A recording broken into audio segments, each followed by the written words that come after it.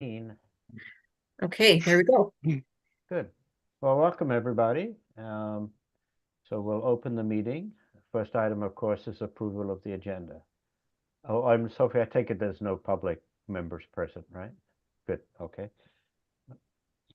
Approval of the agenda. I see Betty and then I see Kirsty. All in favor? Okay. Adoption of the minutes. Again, has everybody had a chance to read them and consider if there's any changes necessary? Yeah. No. Okay. Fine. I need a mover and a seconder. Kirsty won this time. And Richard, all in favor? Good. So next, I think no public comments. So the first of the council referrals, 2095 Cape Drive, and this is yours, is it, Drew? That's right. That's right. That's mine. Yeah. Okay, if you could tell us all about it. Sure. I'll just share a screen if that's all right, and then go to my presentation.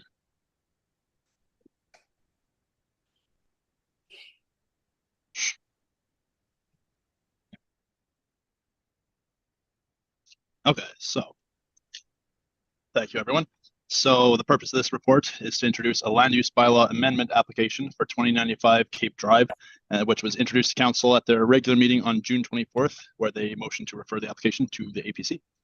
So the property is home to a single building used as a school by the Island Discovery Learning Community, or IDLC, which is currently permitted to operate under a temporary use permit. So that TUP was originally approved in November 2020 for a 3-year term.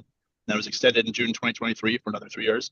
And due to the limitations on reapprovals of temporary use permits under provincial legislation, that TUP cannot be extended a second time. So the property is around 4 hectares in size. It's located along Cape Drive in the Cape Roger Curtis neighborhood. The property is not connected to a community water or sewer system and has plenty of space for off-street parking. There is one building present on the property. The building was constructed in 2020. It's a two-story single-family dwelling that is used as a school. The maximum occupant load is 30 people, and classes run on weekdays from 9 a.m. to 3 p.m. 20 students in the building at one time on average, plus 3 staff. Most families have arranged carpooling, and which reportedly reduces the number of cars to about 7 cars per day. There's a public transit bus stop available at Reef Road and White Sails, from which the children can walk down DC Road to the school. It's noted that the bus sometimes drops off the children at the end of White Sails Drive, time permitting. At the time of the building's construction, there were a few outstanding building code requirements that were noted that they were not required to be completed just for the school's temporary operations under that temporary use permit. But it was noted those changes would have to be made if the school was made permanent. So those 2 requirements pertain to 1, a paved parking space, and 2, that a ground floor washroom be made accessible under BC building code. So the first of those requirements they've already met, and they're working with staff. The applicant's working with staff on completing the other. So staff intend to put this amendment forward as a zone variation to the RR1 zone. So that ensures that the school use is added just for this property, doesn't create new conflicts across the zone or across basically the island. But it's noted that the application will require an official community plan amendment as well. So the OCP states it does have a policy supporting the rezoning of rural and village areas to support educational facilities. However, the separate rural or institutional designations themselves don't actually permit or discuss that crossover. So therefore, a new institutional/rural designation should be drafted, and as well a section on the Cape Roger Curtis area should be amended to acknowledge educational facilities within the subdivision. So in summary, the proposal will support access to education on Bowen Island and does not have any negative impacts anticipated by staff. So thank you. Oh, thank you very much, Drew. Questions or comments from the commission? Drew, what is the size of the building? Don't have that right on. I think it was around 300, a little over 300 square meters, I think. So it was originally built as a single family home? No, I think from the very beginning it was built with the dual use intended. Okay. And so it must have been built prior to November of 2020 then, if that was when the first temporary use permit was taken out. Uh, I that's a good can, question. Sorry, yeah. go ahead, Dan. Oh, I can jump in. I just don't, just because I was there at the time, it was under construction as a house, and then the temporary use permit was proposed, and there was a change of use, so the building was altered then, like just during construction. Okay.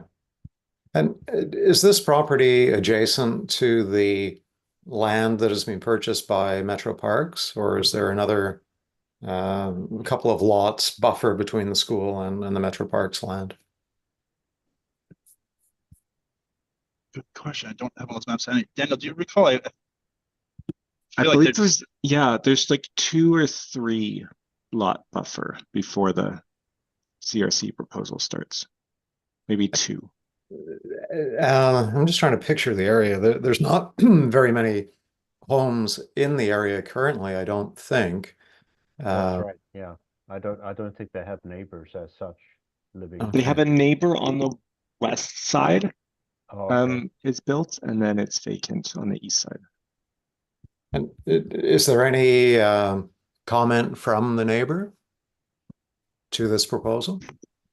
no, at this point there actually hasn't been any public outreach yet. So that will happen once we go back to council for first reading. That'd be public notification. Then there'll also be public hearing, public notification. A public information meeting as well will be held as part of the rezoning.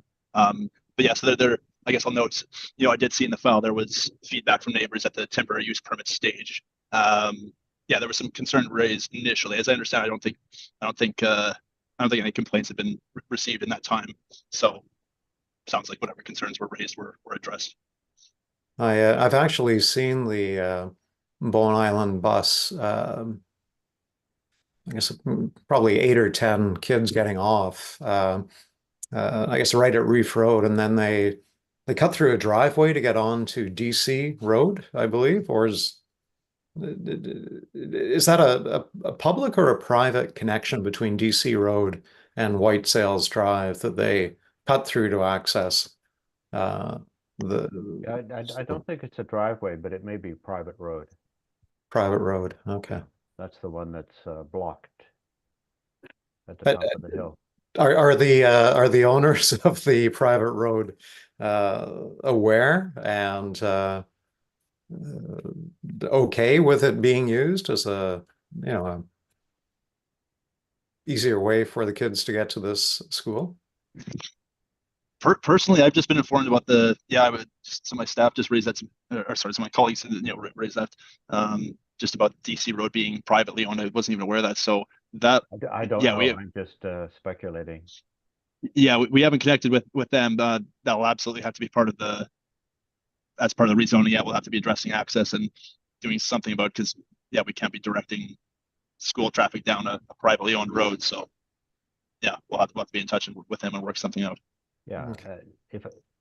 Well, those are the questions that occurred to me off the top of my head. Yeah. Yeah, interesting, Richard. Anyone else have questions or comments?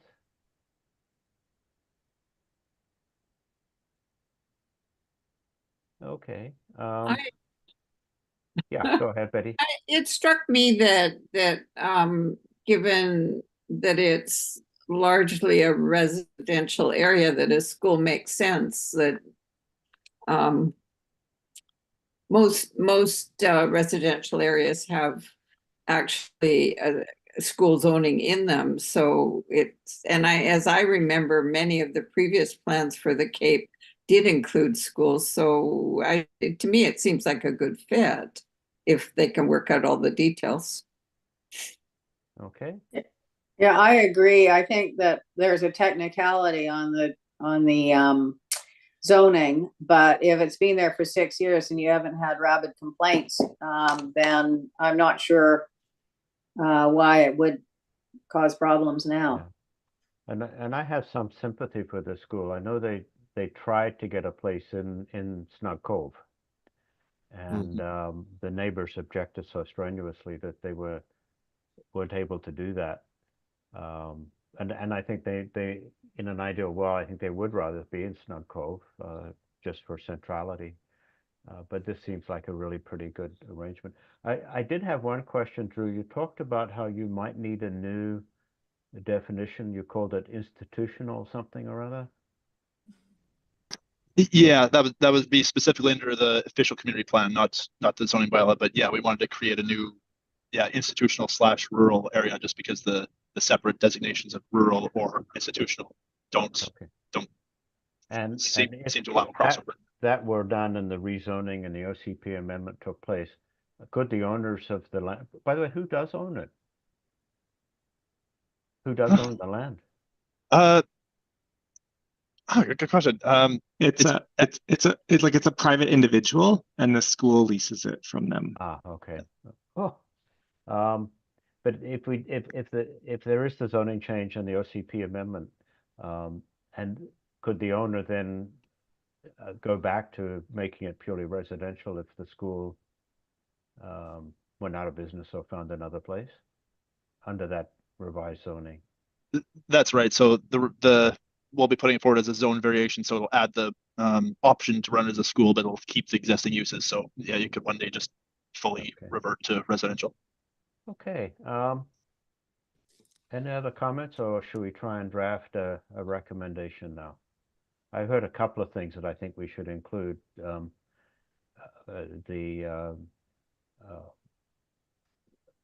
I think maybe we should include I like the idea of the institutional change and making it very clear that if the owner does decide to go back to residential, they still would be permitted to do that. I think Richard raises a good point about DC Road. My best guess is that it's public up until the blockage, and then it's private from then on, but I don't know for sure. In any event, we need something that requires that be addressed. And I sense that generally the commissions, we think that we're in favor, we would support this rezoning Yes. application. No dissenters? Good. No. So let's talk about the following comments. So the first comment I think would be that the access through DC Road and otherwise be considered, or the impact of access through DC Road and otherwise to the property be considered. I think we just leave the word there, considered. But with the benefit being less traffic along the portion of White Sails that you wouldn't need to drive down. And it's accessible then by public transit. I don't know if we need to comment on either of those points, but those are the positives that would come from it. Although, of course, in connection with the park, there's a lot of talk about extending the transit right into the Cape, but that's a different issue. How would we formulate, Drew, the wording concerning the institutional residential? Oh, bless you. Just- Drew, yeah. In terms of like what we're going to be adding, like we'll write it up as so yeah, currently there's rural designations and institutional designations, so we'd be creating a rural / institutional designation. And it would be just for this one lot? Yes. Okay. So maybe we could add that. Sophie, are you drafting away here? I am, yeah. Would you like me to share? Yeah, please. Okay. Drew, it's gonna kick you off. She means electronically, I'm sure. Mhm. Yeah.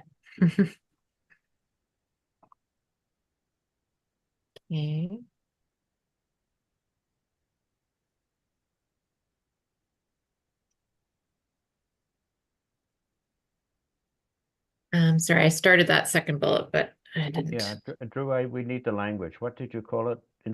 Rural institutional? Yeah, a rural / institutional land use designation, or designation. And would we say educational institutional, so we don't? I'm not sure we want to make it that specific because there's already the institutional use. So Okay. yeah, we want to create a crossover zone kind of, or not zone, Okay. but designation.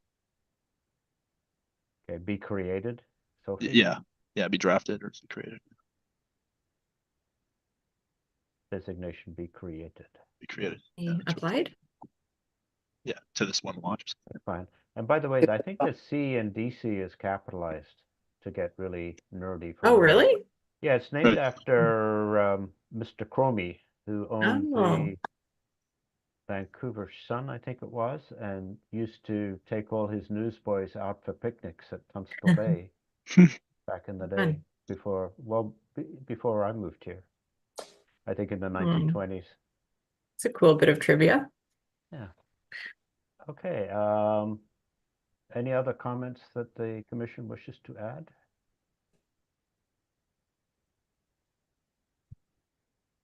Okay, can I have a mover and a seconder then, please? Betty, and seconded by, I'll second it. okay, all in favor? Good. Yeah. I must admit, we have families with young kids moving into my neighborhood, and I just love that. The Well, that school's been operating on the island for, well, at least 20 years. My two girls actually went to it when Al first started it. Oh, okay.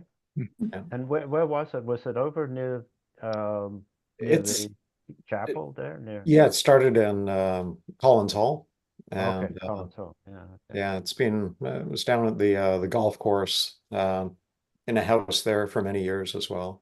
So Okay, and of course, Richard, I didn't realize that you had a screaming conflict here, but we'll pass that over. Well, good, good. I'm glad that we could do our little bit to support the school, frankly. 4.2, official community plan and plan amendment and rezoning application, and this one belongs to you, Daniel.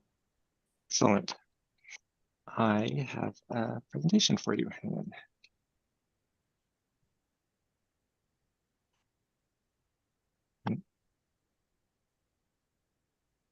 Hang on. Hang on. Are you seeing that full or are you seeing that smaller? Small. I can see it full. I can see it. Now All it's right, not. let me try again. Yeah, it's going somewhere weird when I do that. All right. All right. So this is another application for rezoning and an OCP amendment. This one at 564 Collins Road, which I is don't see it located. at all, Daniel. You don't see it at all. No, How do other nor people? do I. Yeah, I can't see it either. Yeah. Okay, let us try this again. Yeah. How's that? Yep. Good. Awesome. All right. 564 Collins Road, rezoning and OCP amendment application located north of Crippen, sort of past the Little Red Church as you go in, and from there past Collins Farm strata. The property has an OCP designation of R1 rural, which seeks an average lot size or a minimum average of 2 hectares. Average parcel size of 2 hectares. It's to provide lots of a size that helps maintain and enhance the rural resource values of the island and provide opportunity for the pursuit of rural lifestyle. And it's zoned, interestingly, this property itself straddles Collins Road, so it exists as a portion on the south side of the road and on the north side of the road, highlighted in blue here. And so the zoning is actually split by Collins Road. So the south portion is zoned Settlement Residential 1A, and the northern part is zoned Rural Residential 2. And there's different lot size requirements based on which side of the road you are on. And the proposal is to rezone the property to permit subdivision into 2 lots divided by Collins Road. Each could be at least 1.4 hectares in area. And the proposal would be to place the entire property into the SR1A zoning, which would permit the subdivision. Yeah, so if the whole property were in the SR1A zone, then it could be subdivided without needing a rezoning, but because of the split zone, the rezoning is required. Other things in the application, so the report talks about conservation development policy, which is the goal that when there's a rezoning that we seek preservation of land. And the applicant has proposed 2 contributions. So one is a potential future trail connection to connect into Crippen Park itself from Collins Road. And then they've also proposed that the residential lots be placed under a covenant such that at least 50% of each site be protected from development. The application included an environmental assessment, and one of the things that was found was a wetland on the northern portion of the property. And so that would be one of the sensitive areas that would be protected through the rezoning. And I'll just say the other sort of natural place to do it would be the southern end of the southern property. So the property itself kind of goes up plateaus to about halfway down the property of where it says 561, and then it descends towards the southern end. So when you walk in Crippen Park in from the Catholic Church and you're walking into the meadow, you'll actually see sort of the southern part of this property is on the slope that's above you. And so it seems like a natural place to have a conservation covenant, in that it's unlikely to be developed, and then it would make sense to be protected, sort of to add a buffer for Crippen Park. When we brought this to council, one of the alternatives we presented to them was this option of do we essentially not pursue this and we wait for an OCP update? And we presented that as options for council when anytime we've had an OCP amendment application come before them. And in this case, council said no, they didn't think that was necessary, that the proposed rezoning wasn't like sort of greatly out of keeping with the neighborhood and how it's developed. And so they didn't see it as a major change to the OCP, and we're happy with it proceeding in advance. And so they referred the application to the APC and the Parks, Trails, Greenways Advisory Committee. And so I will stop sharing and open up for any questions. Oh, Thanks. thank you, Daniel. Anyone have any questions for Daniel? Your presentation was attached to the agenda, and it was extremely thorough with the biologist's report and existing structures and wetlands and support from all of the neighbors. I don't have one question that wasn't answered in that comprehensive report. Okay, and my recollection of that area, I know I have walked up Collins Road and then cut through the forest to get to the trail that goes to Kalani Lake. There's an informal trail there already, isn't there? Yeah, there's a formal trail connection that's sort of along Reed Road. So there is Okay. actually like an official trail ahead from there. And then, yes, I believe that there are places along Collins Road where you can connect to Crippen sort of informally. Yeah. Okay. Well, is the proposed trail in effect already? Is there a bit of That's what I was wondering, you know, Yeah. like one of these deer trails that the forests are full of. Yeah, I'm not sure if it's quite there or if it's like in the vicinity. Like I feel like there is a connection from Collins Road somewhere south through, but I'm not sure if it's entirely on this property or if it's on other properties. Okay. What Betty, is it? Kirsty? Yeah. Oh, sorry. How is this, these properties serviced? Are they on Cove Bay Water? No, they're on either wells or, yeah, largely there are wells or they're And their own creeks or septic whatever. systems, Yeah. each lot? And there's enough water? They don't have like a hydrology report. They would be drilling wells, or like, yeah. Well, there is at least one existing well because it's referred to in the report by the biologist. There's a picture of it. Yeah, there's a well on one of, sorry, yeah, there's a well on one of the sides of the property, and the other side would have to drill. Okay. Betty, did you have anything? You're muted, I think. Can't hear you. I muted myself. I don't see it as terribly problematic. I don't see any real problems with it. Okay. And I have a question, Daniel. That map, is it accurate that the SR1A designation is south of Collins Road and the rural north? Yeah. Yeah, okay. So really what we'd be doing is extending the SR1A north of Collins Road for the first point. Okay, these are big lots, 1.4 hectares. I mean, we're not creating a density issue here at all. Yeah, that was one of the things I looked at. That's like even at subdivision, like if you were to subdivide this property, it's roughly the average size of the other properties. Like most of the other properties at one point were like this that straddled Collins Road. And then at some point before our land use bylaw was adopted in 2002, they were subdivided into the split north and south, and this one wasn't. Okay, and you said it was a strata?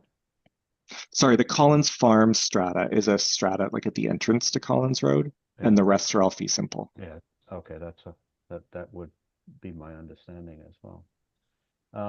Well, again, it sounds like the commission supports this application. I must say, I like I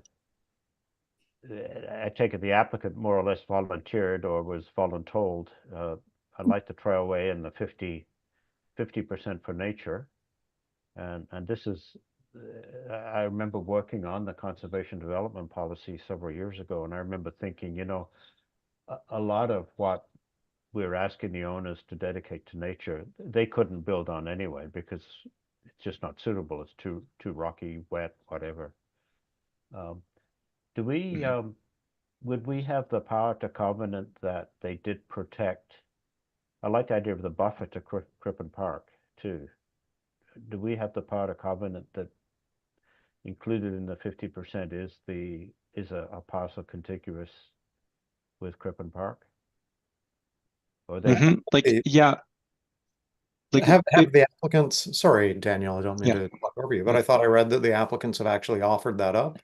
that particular parcel? Okay. I believe so, yeah. Yeah. Okay.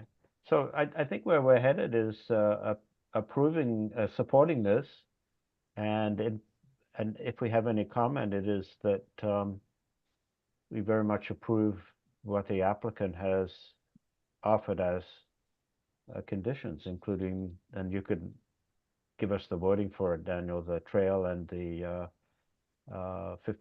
oh, I did have one question about development. Protected from development, that's not exactly the same as preservation, is it? I mean, when you say protected from development, you're saying that we prefer they not do anything that requires a development permit, right? Yeah, I'm trying to think if that language mirrors our policy. Like we have a typical like conservation policy, and it would say like, well, you can't build and you can't disturb vegetation or something. So it's like opening the fact that like, well, if you own it, you can walk through it.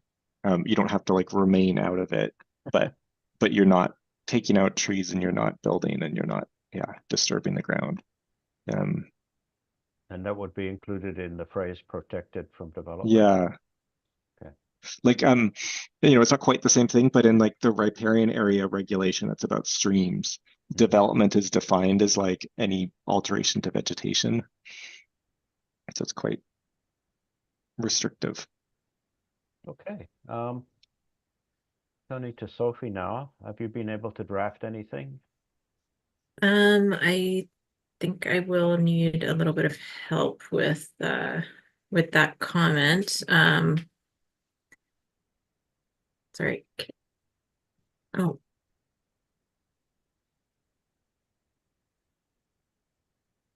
I think it could just be like, APC support the proposal and provide and then like, support the proposed contributions in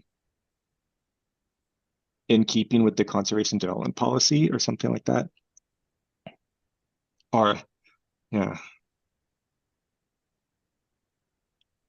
Why don't we say support the proposed contributions as guided by the conservation development policy? And the second point would be, since we seem to always do at least 2 points, support the applicant's offer of how do we characterize this trail, Daniel? Is it I think Trail access, connection. like Trail or future trail connection to Crippen. Okay. Because I think that is like, it wouldn't be built unless and until like Metro Vancouver wanted it on the other side. Good point, yeah. Okay, anyone have any other comments or editorial amendments or anything like that?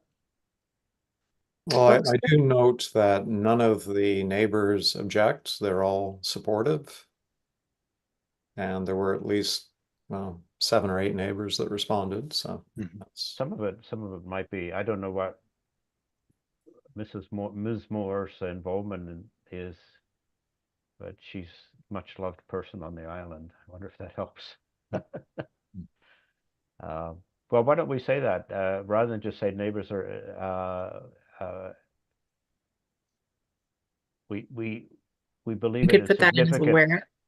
Oh. Sorry, I was just going to say that the third point, why don't we say we are encouraged by the support of the neighbors or something like that, or mhm.